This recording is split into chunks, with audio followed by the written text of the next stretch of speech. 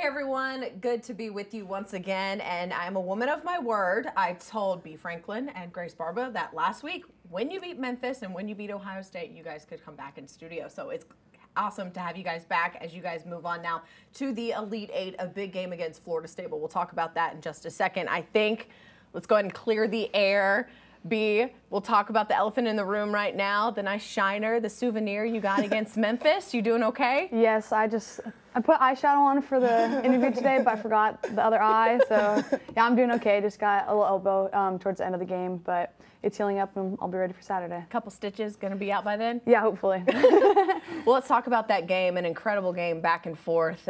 Maybe a little more stressful than you guys wanted it to be, but a win nonetheless. Let's start where it ended with the penalty kicks, and that's all you, Grace. And so when you're there, you know, as the goalkeeper, what's going through your mind at each kick? Well, we didn't win against Vanderbilt earlier in the year in penalty kicks, and the first thing that I told the team after that was, this doesn't matter.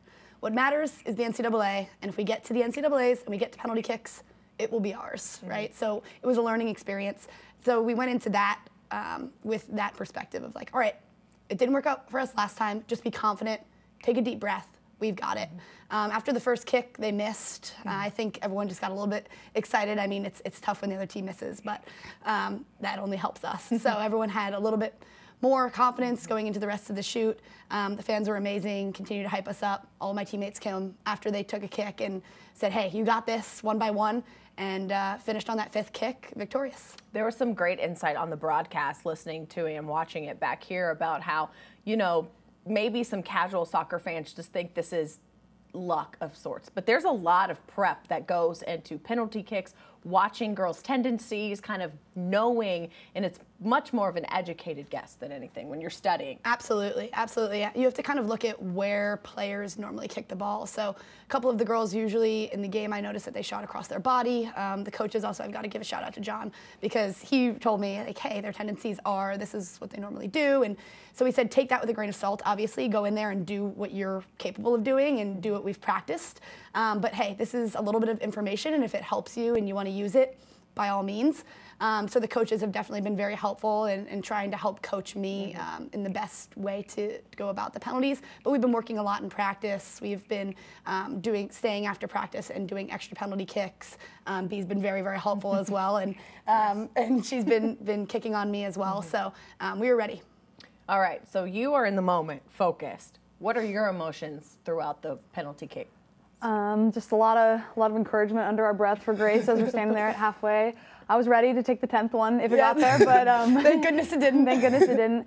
But yeah, we win as a team, we lose as a team. Like obviously PKs can feel very individual in the moment, especially like for the goalkeeper or just like usually the 5 people that take it. But I mean, we played 110 minutes of soccer before that, so either way, if people missed, if people got saves, which Grace did, which was fantastic, like we won it as a Razorback team, and if it went the other way, we would have lost together too. Yep, so you move on now, again, now to the Elite Eight, playing Florida State, the #1 team in your side of the bracket. As a 1 seed versus a 3 seed, this is going to be some fun soccer in Tallahassee. So looking ahead to that game, what stands out to you? I think we pride ourselves on being different than every team in the nation as Razorback soccer. And we got so many texts and feedback from the game against Memphis that, I mean, obviously it was incredibly interesting and stressful, which is sometimes too stressful, but like I think we're playing a style of soccer that people love to see and can get behind. And I think our game against Florida State will be exactly the same. They're obviously extremely talented, but so are we, and if we play our game, anything can happen. It's a little added bonus for you. You get to go home. Yeah, get to go back to the home state, have Thanksgiving in the home state, which is awesome. Have some family coming up. My dog's coming up, which is awesome. But Florida State's a good team, as Bea said. We just have to continue to play our game and trust ourselves. It's going to be something that Florida State has never seen before. I can guarantee you that. They're used to passing around the back. They're used to casual, more calm soccer, and that is not our goal. We're in there to be wrecking balls and to create chaos. Obviously, you know, organized chaos, but to create chaos. And it'll be a great game. Run some havoc in Tallahassee is the goal. Totally. And they are going to have a lot of fans too. So it'll be a really fun environment to play in, and I'm sure you guys will be able to kind of feed off of that environment too. Yeah, definitely.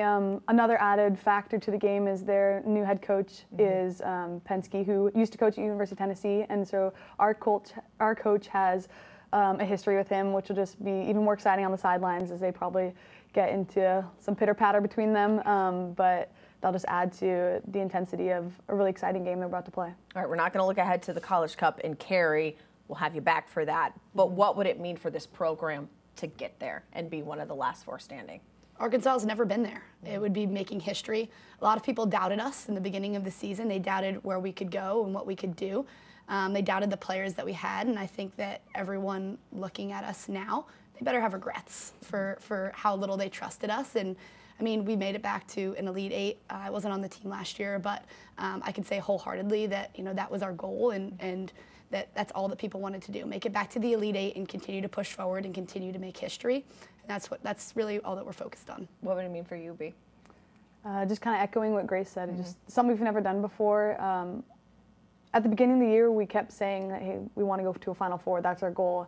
And it can feel a bit far off at the beginning of the season, but we're right there. We're knocking on the door. If we do what we can do, then hopefully we'll be there next weekend.